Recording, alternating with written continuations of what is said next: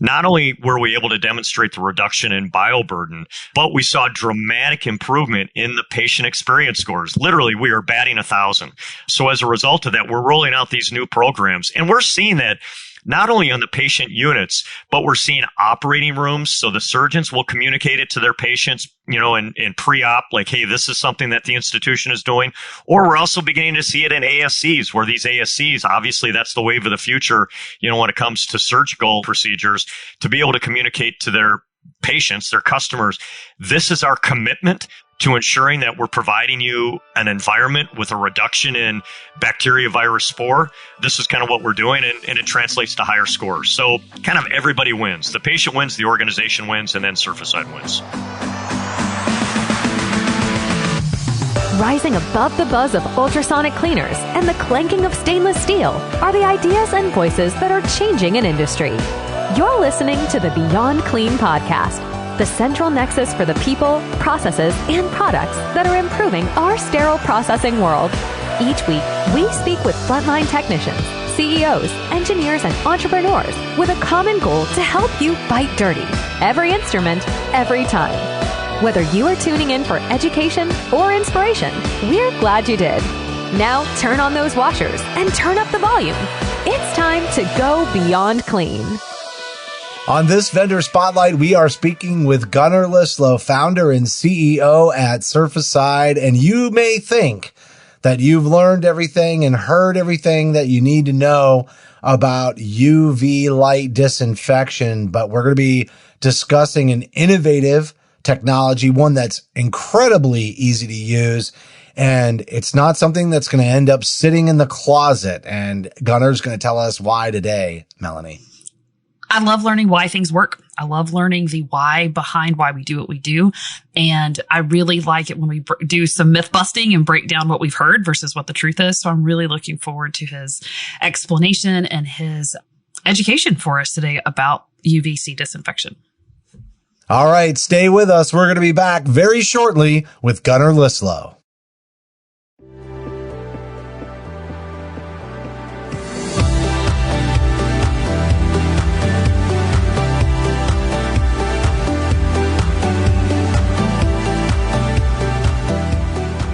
From the 17 studios, you're listening to Beyond Clean, the global voice of sterile processing. Melanie and I are speaking with Gunner Lyslo, founder and CEO at Surfacide, and we're going to be educating everyone today around UV-C light disinfection. Gunner, welcome to the podcast. Hey, good morning, Justin. Good morning, Melanie. It's great to be with you folks today. Gunner, why don't you talk a little bit about your background? I mean, how did you come to be such an expert on UV-C? Well, expert may be a slight stretch there, Justin, but I've been involved in the infection prevention space for many years. My background was primarily in water. And in the water space, we would occasionally use UV-C as a disinfection modality to disinfect water distribution systems. And that was a very effective technology. And there came a point where there was the emergence of some of the multi-drug resistant pathogens. And I sat down with some of my friends in the infectious disease world and said, hey, what do you think if we tried this UV thing to try to disinfect patient rooms? And I'll never forget it. I'm talking with some of the ID docs, and they said, Gunner, if you guys can do that, that would be a real game changer. And when I founded the company 10 plus years ago, the organism that was of greatest concern was MRSA, so methicillin resistant staph. And so, hey, I thought it was a pretty safe bet. There was a couple of other, players that were dabbling in the space. Some of what they were doing just from a engineering perspective, a user experience perspective, and a physics perspective just really didn't make a lot of sense. So we developed this multiple robotic technology. We launched it and performed. We were very fortunate, just performed very, very well. And, now 10 years later, we're on to pretty great things. Well, I'll say UV-C, if anybody checks out your website, they'll also learn, has a pretty broad application throughout healthcare organizations and outside as well. But as we're talking today, specifically in surgical services, I'm excited to talk about the application of that. And we're going to be talking about some myths that exist around UV-C as well.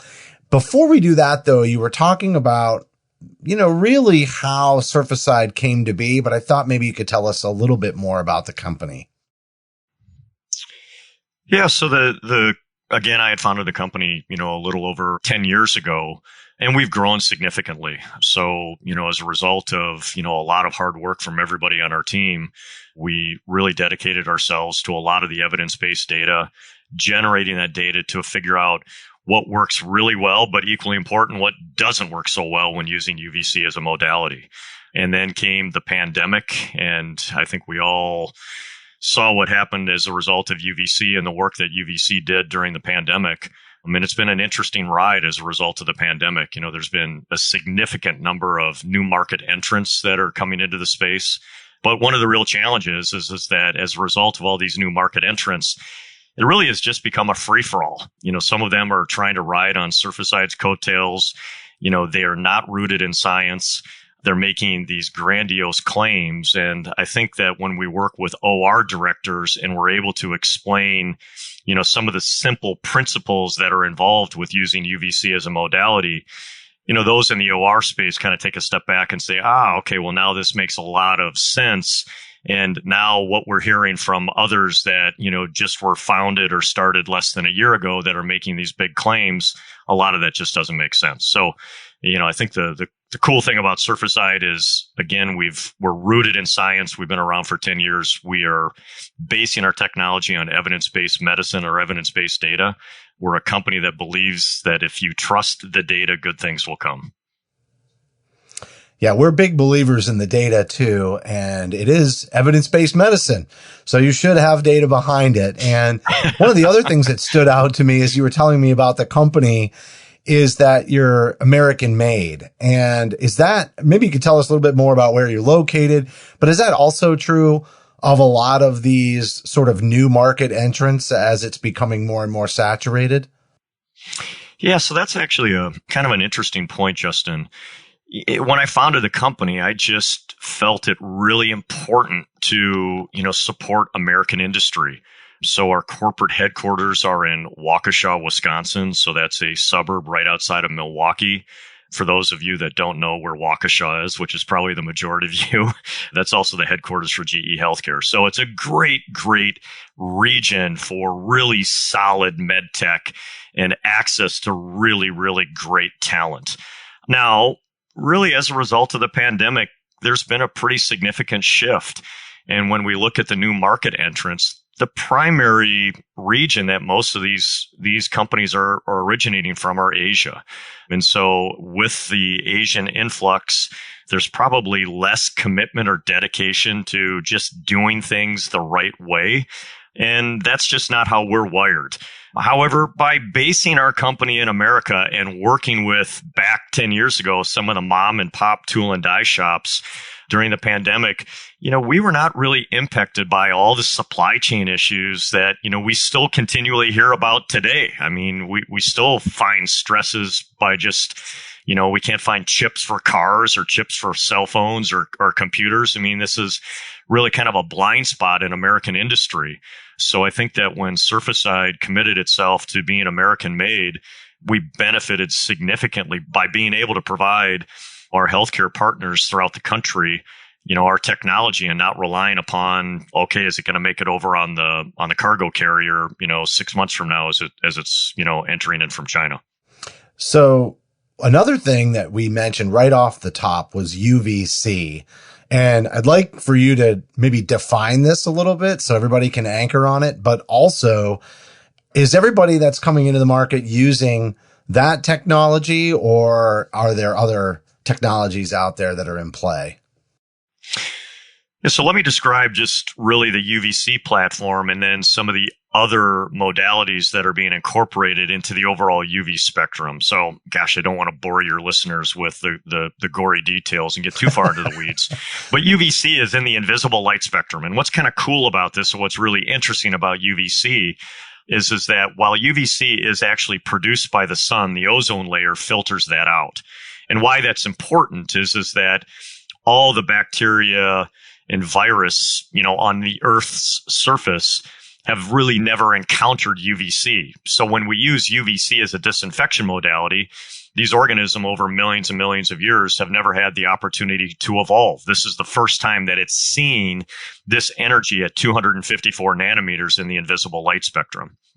Now, there's also this conversation about the far spectrum and some other spectrums, which it's kind of interesting. There's a lot of chatter about that. There's some tremendous marketing campaigns that are out there right now about, well, let's bring in far UV.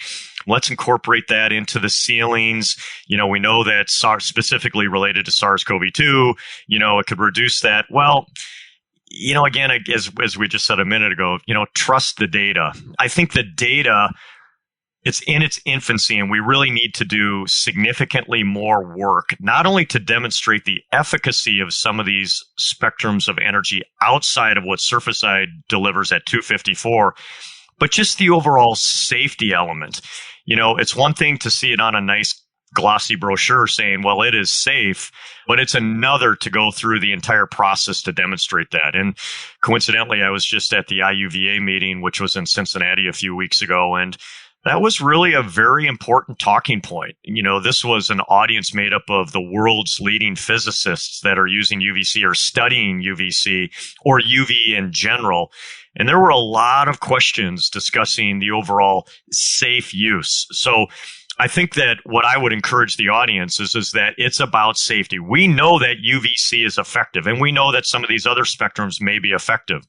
The one thing that I can tell your audience is that with Surfacide, because we've gone through the diligence of working with ETL, which is Intertech, or some will go through UL, that's really those safety approvals. When you use our technology, it's safe.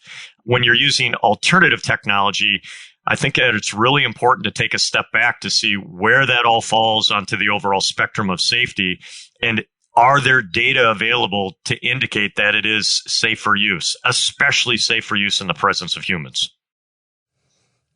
So the company's been around for over 10 years, and something interesting that happened around the same time that the company was founded was a change in the reimbursement model. And I'm not sure that everybody listening is familiar with HCAHPS scores, and I'm not going to define that acronym, but if you want to research it online, it's HCAHPS. And it's tied to basically patient satisfaction and patient experience. And something else that you told me about the company was that you really have a focus on increasing those scores, which also helps with reimbursement. Can you tell us about that before we dive into the myths? Sure. Yeah, so HCAHPS are very broad, as far as kind of how a hospital is scored, in the eyes of Medicare and Medicaid. Now, one particular element of HCAHPS is the overall patient experience. And as a result of the Affordable Care Act, to your point, Justin, hospitals are reimbursed based upon the overall hospital experience. And so one of the interesting outcomes through the use of our technology is that when our technology rolls into a hospital, we spent a significant amount of time, money, and resources in developing the overall industrial design. So that's kind of the overall look and feel and the overall user experience. And so what differentiates Surfacide from alternative modalities is when we bring our technology in, it literally looks like a Ferrari rolling through the hallway. Well, the reason I share that is that when the patient, or equally important, when the patient's family members see that robot, that Ferrari rolling through the hospital, hallways or in the patient room, it begs a question like, wow, what is that? And I'll never forget, I was in one major academic institution. We were rolling this in, and sure enough, this happened to be a physician. And they're like, what in the world is that, Gunner? And so we kind of went through the whole story, and he's like, well, I thought it was the flux capacitor from Back to the Future. So it was kind of like this super futuristic kind of cool looking technology. However, where that ties in really importantly to the HCAHPS scores is that when the patient or when the patient's family member is completing that score, one of the scores on that is the overall cleanliness score. And we know that cleanliness score on HCAHPS is, according to Press Ganey, so this isn't me, this is Press Ganey, where they're able to say that that's one of the most important questions on the survey. And so when the patient sees like, wow, I'm in an organization that's committed to better environments, committed to, bioburden removal.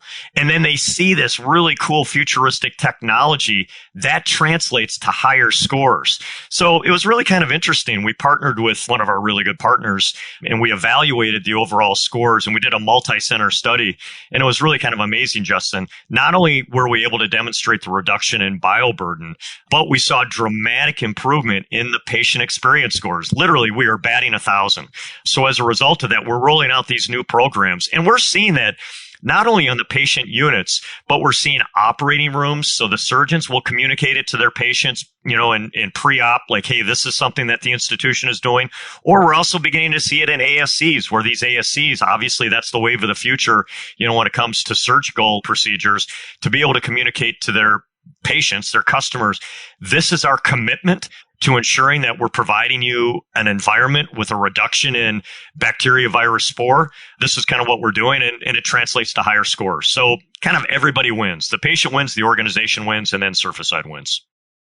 Okay, so all of that is amazing information, and everybody listening probably has things that they've heard before about UV-C that maybe don't add up to the things that they're hearing. And so I want to dive into those myths that maybe people have heard so we can really break them down and dispel them.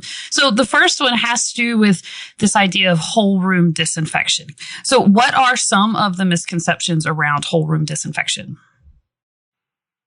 Yes, that's a really interesting question, Melanie. And when I'm meeting with value committees or infection prevention committees, this is a relatively simple technology. I think that it's really easy to overcomplicate things, but at the end of the day, all we are doing is delivering energy in the spectrum that we were just discussing at 254 nanometers. But there are three simple elements that need to be contemplated when using UV-C as a disinfection modality. First, it's shadows. Second, it's distance. And third, it's labor and time. And so to address your question, Melanie, when you talk about whole room disinfection, I think one of the things that we lean back and we just scratch our heads is that when we see a very small single, a robotic platform that's only using one robot, and they come in and they say, ta-da, we're going to disinfect this entire operating room. And, I think what committees need to do is just to remind themselves that there is not a magic fairy that comes in with magic fairy dust, right, to deliver UV-C into all these areas, right? I mean, let's face it, if you've only got one robot, just kind of if everybody closes their eyes. So for those of you that are listening to the cast and you're driving, don't close your eyes. But if you could just kind of envision, what does this really look like? You need to understand that if you're only using one robot, the vast majority, arguably 2/3 of that room, is in a shadowed region. Now, if you contemplate what Surfacide does by bringing in 3 robots during a single disinfection cycle, and we create a triangular configuration around the surgical table, the vast majority of all those surfaces, all of those fomites, are within the direct line of sight. So we check that box. Now, the other thing that we do, though, is that think now, because we have 3 robots, how close in proximity we are to all of those surfaces. And by being close in proximity, that allows us to deliver the effective dose that is necessary to reduce the bioburden that is left after that terminal discharge cleaning. And so that's also a really important element. And then finally, it's kind of that time element and that labor element. We have this set and a go opportunity where we bring in our robots, we create that triangular configuration. We have a really nice Apple-like experience on our tablet computer. So we go through this interface, we hit go, and now everything is being done automatically. So that is significantly different than others that don't bring in multiple robots, where they're bringing in this single robot and they're making these grandiose claims that, we're demonstrating whole room disinfection. That just is not happening. It's not whole room disinfection for a single robot. It may be third of the room disinfection. And for all of the surgeons that are listening, or all of the, directors of the OR that are listening, we all know that ORs present very complex environments, and we want to bring in technology that is capturing all of these really important surfaces and fomites to provide the best environment possible. Okay. So the does that answer your question? I know that I was kind of... It does, but it actually brought up another one before we go into the second myth, because the circulator in me hears 1 robot versus 3 robots. What does that look like for turnover time? Are we talking end of the day cleaning? When are we using these robots to disinfect our rooms? And if we're bringing in 3 of them, is there extra staff needed? How does that work? Our technology is generally used, but there's going to be a caveat here. It's generally used at the end of the day. And so it's adjunctive to terminal cleaning. So let's just focus on the operating room. So the environmental services team, which I'll give a big shout out to the EVS teams because they just do tremendous, tremendous work, especially during the pandemic. You know, you look at what these individuals did for not only our patients, but really for our country as a whole to make sure that these healthcare facilities stayed open. I mean, just, you know, gold stars in heaven for all of them. Mm-hmm. So they go into these OR environments and they clean that room. However, we know that the data show that upwards of 50% of these surfaces remain colonized even after the terminal discharge cleaning process. Now comes in Surfacide, and we create this triangular configuration. We go through that entire process that I had just described. So it really, in an operating room environment, it's arguably time neutral. And the reason I say it's time neutral is maybe that's a little bit of a stretch. It's time neutral. Maybe we're adding 3 to 5 minutes onto the overall time, but we're able to provide this leapfrog event. So the EVS team goes in, they complete the terminal discharge clean, they roll in our technology. Now they hit go. Now they go and begin cleaning the other OR, which generally they're provided about 60 minutes to clean that room. Our disinfection technology is operating generally in less than 30 minutes. So you can see that it's time neutral. And so from room 1 now to room 2, they've just have completed room 2. Now they bring our technology in room 2, and now they go to 3, and then 4 and 5, et cetera, et cetera, et cetera. Now the reason that I said, and here's the caveat, with Surfacide, because of the way that we designed our technology, we know that there's a direct correlation between dose delivery and the overall log reduction. So the amount of reduction of the organism. So Surfacide is able to achieve, by our indications for use, a 6 log reduction. So that's 99.9999% reduction. If you look at the other modalities, they're typically about 99%. So significantly less. But the way our technology was developed was we wanted to harness that energy and drive that energy onto all of those surfaces. However, one of the interesting outcomes of how we're doing that is now we can change the angularity. So here's where I'm going, Melanie, with the caveat. We are seeing some institutions that will use our technology on an in-between case basis. And the way that we're able to do that is we can change where the energy is being delivered. So instead of disinfecting the entire OR, we can change the delivery of the energy only around the surgical table. So let me kind of put it into a really simple analogy. Instead of watering the entire lawn, we're simply going to water the flower garden. And we are the only modality that can do that. And what's really kind of fascinating is that we can get in and out. We refer to that as a scrub. We can get in and out of that room in less than 10 minutes. So yes, that does add time, Melanie, into the overall caseload. However, when we sit down with the surgeons, and a lot of times it's the orthopedic surgeons, which we know that especially in these bundled payments, these orthopedic surgeons, they twitch when they start hearing about surgical site infections, because these orthopedic infections, I mean, let's face it, you've got a clinical background, Melanie. I mean, now suddenly you've got a deep wound bacteremia and it's a mess. Everybody loses. The biggest loser is the patient, because the patient doesn't sign up for that infection. But the institution loses because now the institution or the surgeons or that ASC owns all of the costs associated with fixing that problem. And so when we can sit down with an orthopedic surgeon to say, yeah, we know, we appreciate that it's click, click, click when it comes to your cases. But if you just take an extra 10 minutes or actually a little less than 10 minutes, that we can demonstrate a 6 log reduction around that surgical table and we can move that needle, that oftentimes will at a minimum get their attention. It is at a minimum something for them to consider. So it's one of those things that as we're growing within the operating space, more and more people are taking a very, very hard look at the evidence-based data surrounding how they can deploy our technology and how we can move the needle. And then furthermore, Justin, I'll tie this back to the overall patient experience, right? Because if we are at a point where we're reducing the bioburden, and as a result of reducing the bioburden, that may change the overall patient outcome. Well, that's also fantastic because now that's going to improve the overall patient experience. So all of these things are intertwined. And so everybody's got a little bit of skin in the game here.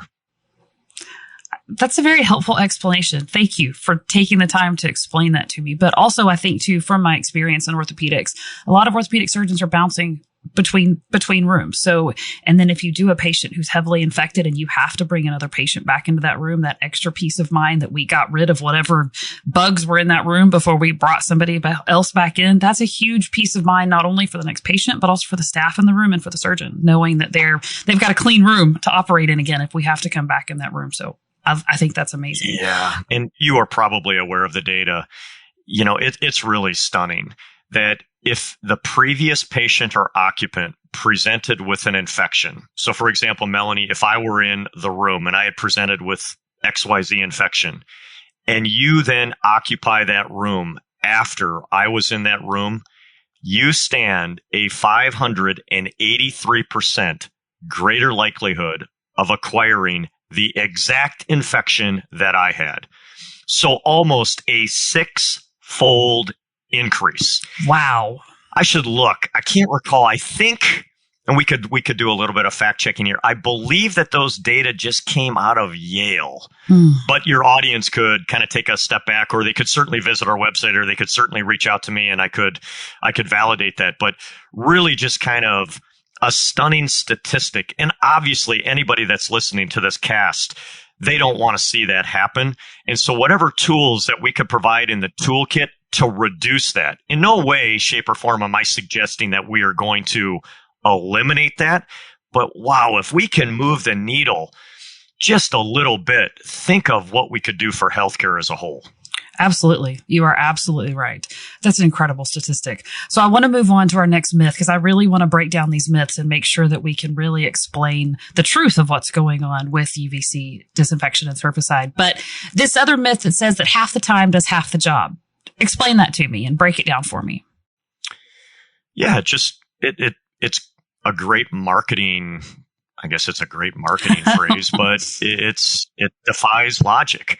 You know, we see some, we literally see some in the UV-C space that will say, go ahead and bring our technology in and we will disinfect this entire operating room in 2 minutes. Or there's another out there that says we can disinfect this entire room in 7 minutes.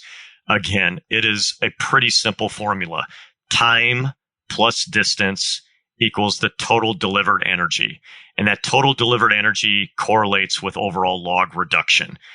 If somebody comes in and says that they could disinfect an entire space in half of the amount of time or in these 2-minute disinfection cycle times, I think that you should ask some very, very tough questions and ask for the data in the peer review form that shows that. And I think that you will quickly dispel that myth and be able to say or call it out that this is just something that's on that marketing slick and it is not something that's rooted in evidence-based medicine. Interesting. So what about mercury lamps? Are we using mercury lamps when we're using UV-C disinfection? Yeah, so there's 2 ways to generate UV-C energy. One is through continuous disinfection, which uses a very, very small amount of mercury. And then there's another modality that uses a pulsed xenon gas. So let me just talk a little bit about mercury. So the Surfacide technology uses mercury. For clarity, the amount of mercury that's contained in any one of our lamps literally can sit on the head of a pin. So it's a microscopic amount. Another great analogy is that if for those that are listening and if they're in their office right now, if they look up in their ceiling and they see those linear fluorescent lamps, there's more mercury in that linear fluorescent lamp than is what is contained in the Surfacide technology. So it's an insignificant amount of mercury. But essentially what we do is that we excite the mercury. That then allows us to generate the 254 light spectrum, which then delivers the dose of energy onto those surfaces. The other modality uses pulse xenon. Pulse xenon will generate a broader spectrum of energy. However, the fatal flaw in that is that we know that the data show that you want to be in the sweet spot. We want to deliver energy at 254 nanometers. Anything outside of 254 nanometers is simply noise. And so when you hear broad spectrum, the only area in which pulse xenon is able to deliver energy at 254 is about 11%. So during their disinfection cycle, only 11% of the energy that is being delivered is effective. And that is also supported in the peer review form. Dr. Kurt Donsky did a study in one journal article several years ago. And if you hear some of the physicians, they'll just reference that, the pulse xenon is highly ineffective at effectively reducing bioburden within these rooms. And that's primarily because the vast majority of all their energy is kind of in these bandwidths of noise outside of the sweet spot of 254 nanometers. All right. So all of this is incredibly interesting and it makes a lot of sense. Having 3 robots, that makes perfect sense to me. But how come everybody else doesn't use 3 robots? How come some people are only using 1? So that's also a really good point, Melanie. Yeah, so when I started the company 10 years ago, and, I was in a very advantageous position because there were some other UV companies that were using the single robotic platform. I leaned back and a lot of it just honestly didn't make sense, Melanie. I kind of said, well, how are they dealing with the shadowed regions? Because I could literally see during some, demonstrations that the vast majority of the space was in a shadowed region. And then, I'm not the smartest guy in the room, but I also appreciated the inverse square law that tells us that, the energy is reduced to 1/4 of the power, not 1/2. A lot of that stuff added up. So as I began to explore what we could do, that's really where Surfacide's intellectual property came into the mix. So I don't know how many patents have been awarded to Surfacide, not only in the United States, but internationally, that provides Surfacide the opportunity to provide this multiple robotic platform. Now, there's some other elements that are a part of it. It's a real engineering feat. Part of this engineering feat is that we now need to ensure that, we're able to work on a 15 amp or a 20 amp circuit in order to do that. And then this ties back to why we had developed that parabolic concentrator, which was that scrub feature on that in-between case. That's how we are able to deliver that really high dose of energy in a very short amount of time that allows us to achieve the 6-log reduction of all these organisms, which is applicable to our indications for use. So is that helpful in describing why others aren't able to just kind of willy-nilly? So bottom line is that if one of the other UV companies were to bring in more than one of their robots and they plugged it in, they are going to be popping fuses. Now, occasionally, we'll see others try to bring in more than one, and they'll try to operate on emergency power, and that doesn't fly with the facility management team because you're not allowed to use that emergency power. So there's a lot of factors, but with Surfacide, we really figured out the engineering aspects so we could bring in the multiple robots to get everybody across the goal line. That's really cool. And that kind of feeds into our last myth here, but really, it just says that, all UV systems really are created equal. What do you have to say about that? Yeah. So the short answer is no, they are not. Now, at the absolute root level, I guess the small amount of truth in that is that we're delivering energy at 254 nanometers. And I described that a little bit earlier. So when an infection prevention committee appreciates that we are all dealing or all delivering energy at 254, then, and gosh, I sound like a broken record here, you guys, that's when a committee or a value committee needs to step back and say, well, gosh, if everybody's delivering energy at 254, how are we addressing the shadows, the distance, and the labor? Because that is how you get across the goal line to ensure that we're delivering energy to all of these surfaces and to achieve what the indication for use is. Gunner, I've heard so much about that shadow effect, and that was really the biggest objection when I had seen similar technologies coming to the market. And a lot of the hospital folks that I was talking to were just saying, oh yeah, but the shadow effect. And I think that's really important how you've tackled that challenge in such an effective way. There's also something else that I know we're getting close to the end here, and I want to point out some white papers and some reports that are going to be made available to the audience. But there's this laser mapping room feature. And I don't know how that may or may not tie into the shadows, but I'm assuming that's some pretty extensive technology that helps make sure, again, that you're hitting every area in the room. Yeah, so that's also a really kind of very important feature to, the Surfacide technology. And to just pick up one thing, Justin, that you were saying, you're correct. This shadows, and I think that, some of the legacy technology that relies heavily, if not 100% on shadows, we now know UV-C reflects at about a 2 to a 3 and maybe sometimes as high as a 5% reflectivity rate. So, if you're relying on shadows, it just doesn't get you there. But the other really important element is one thing that I had mentioned just a couple of minutes ago, is it's a pretty simple formula. Time plus distance equals total delivered energy. Now, when we were developing the technology, we realized how stressed the environmental services teams are.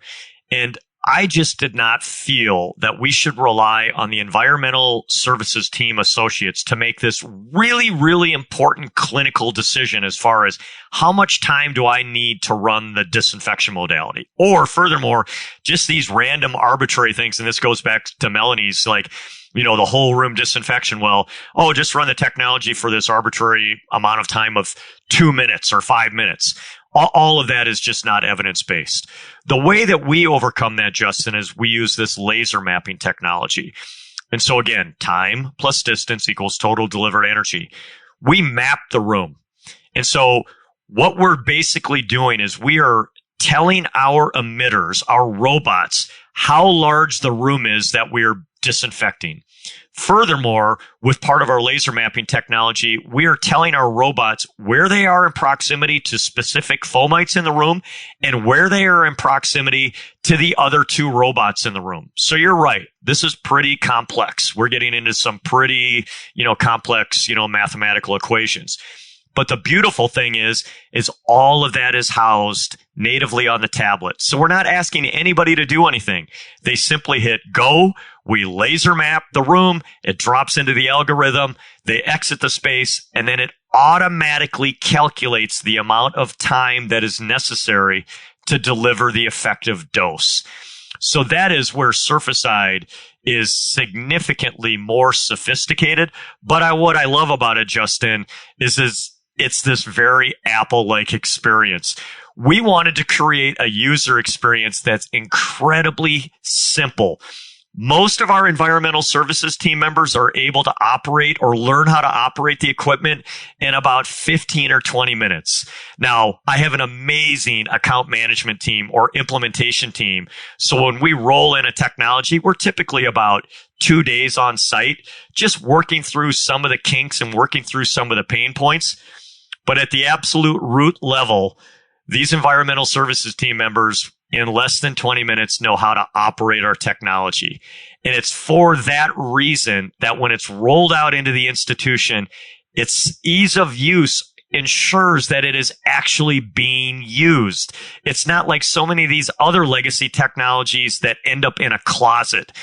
This is something that the environmental services teams embrace, the clinical teams embrace, the C-suites embrace it because we're hitting on all cylinders. And, if you look back at some of the recent reports, I'm not sure that, you have awareness, Justin, of this CLASS report. So CLASS, which is doing a lot of the work in the software space, was really kind of this independent third-party objective report, but it was a proud day for Surfacide, and it may be self-promoting, so forgive me. But it was really cool. 100% of the Surfacide users in their independent responses to CLASS said 100% said they would purchase from Surfacide again. And I think that that's just a testament to the Surfacide team. I think it's a testament to the Surfacide technology and to our overall commitment and partnership to collaborate with healthcare institutions to do the right thing. And it's for that reason that we're implemented now in well over 500 hospitals here in the United States. And we have a worldwide presence because we're the organization that is moving the needle to benefit hospitals and patients throughout the world. Yeah, I love that. Just plug and play, easy to use. But the biggest reason is that it's sustainable. This is something that, once you put it into place, the way that you've made it easy to use, it's not like all of a sudden there's going to be all this user error that's going to prevent it from having that same impact over and over. So you're able to replicate what you were able to achieve in the lab setting out there in the real world. I think that's critically important when healthcare organizations are going to be spending money on a technology that they need it to do a certain thing. And you mentioned the class report, but you also have the Press-Ganey white paper. And then you've got a study from the University of Iowa around SARS-CoV-2. And all of that is available on your website. I would love to just take 20 seconds and then talk about how we create this culture of continued improvement. All of the data are captured. It's sent up into the cloud. So that allows us to see what's working really well, but equally important, what's not working. Physicians love that. That's just the way they're wired. They want to see where there are some of those blind spots. And by recognizing those blind spots, now it provides us an opportunity to coach up. And by coaching up, now we're just continuously improving. And so it just, when we're working with these institutions, where we may be at month 3 is significantly different from where we are at month 6 or month 9 because of how we are driving this constant improvement through the use of our technology. Yeah, I think it really is super important. I like the fact that you're storing that data too for record keeping. That's just another one of those ease of use scenarios. And as I mentioned, class report, Press-Ganey white paper, University of Iowa study around SARS-CoV-2. All of that is going to be bonus content on the smartphone app on iPhone and Android. So make sure you download that. You can also visit their website, surfacide.com. That's surfacide.com. You can send an email to info@surfacide.com. You can also follow them on social media. That's LinkedIn primarily, but also Facebook, Instagram, and Twitter. Gunner, you've done an amazing job, not only building this company and the technology, but describing it today and the importance of having something that's truly sustainable and has an impact. I love the technology and the way you've addressed the shadows. This was a great conversation today. Anything you want to add related to like promos or the work that you have done with group purchasing organizations? Oh, well, yeah. So first, Justin and Melanie, it was great to be with the both of you today. I really appreciate your time and interest. We are providing some end of year promotions. So we are on some of the GPO contracts. I would encourage your audience to visit the website, ask for some additional information, and, we would certainly be able to provide you with more information regarding some of the incentives, as we're closing out the end of the year, which in and of itself is amazing, isn't it, Justin? I mean, Christmas is just a little over a month away. So there's a lot going on as we're closing out the year. It absolutely did go quick. I'd say the last 3 years have gone quite quickly, and this has been a really interesting time. I think you have an exciting solution to address some challenges that have really gone up everybody's radar over the last several years. And I just want to thank you so much for coming on the show today. Oh, you're welcome. And again, thank you, Melanie. Thank you, Justin, for the time and interest. And for those that are listening, I'm pretty passionate about what we do. I know that we've got, an amazing technology and we have an even better team. And, I'm looking forward to, what 2023 and beyond brings, as we're partnering with more and more healthcare organizations throughout the world.